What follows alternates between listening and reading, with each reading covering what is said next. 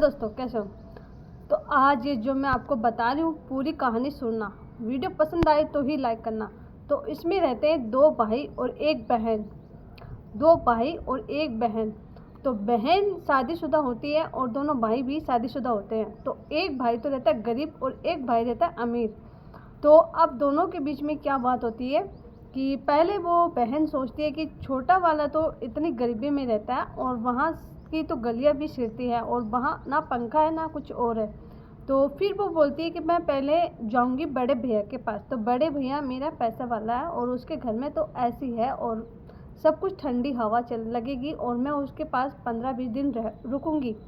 तो जैसे ही वो बड़े भाई के पास जाती है, बड़े भाई के पास जाने के बाद में आपको क्या होता है कि जब वो बड़े भाई का दरवाज़ा खड़काती है तो बड़े भाई उसको गेट खोल के बोलता है कि बहन तुम, भाभी तो है ही नहीं और भाभी तो मायके गई हुई है।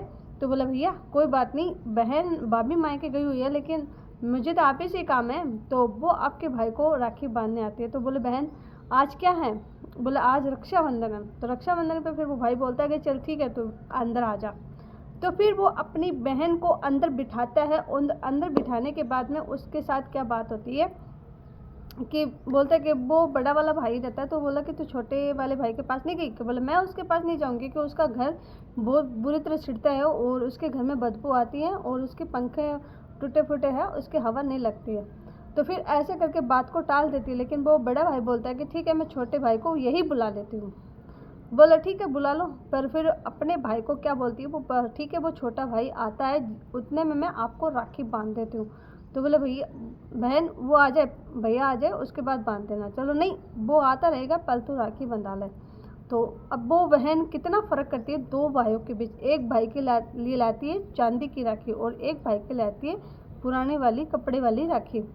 तो फिर भी वो छोटा वाला भाई है जो वो उस राखी को देख के इतना खुश हो जाता है कि वो पहले बड़े भाई को चांदी की राखी बांध देती तो वो उनको 500 रुपये दे देता। फिर वो अपने भाई को बोलती बस भैया इतना ही पैसा, कि बहन इतना थोड़ा है क्या?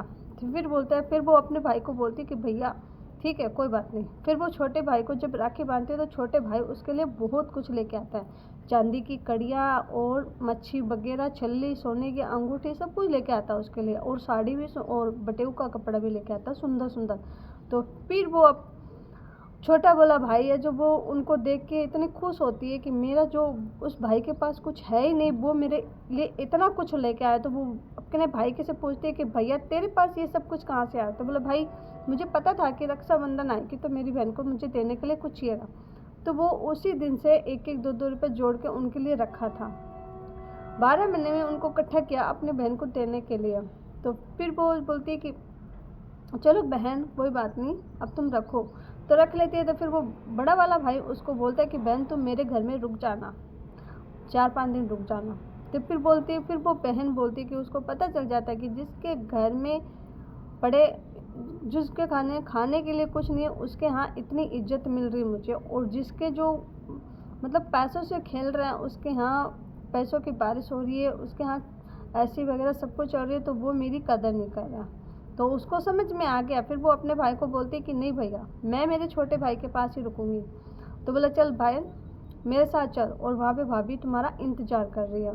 तो फिर वो छोटे भाई के साथ जाती है। उसको समझ में आ जाता है कि पैसा ही सब कुछ नहीं होता, रिश्ता भी मायने रखता है।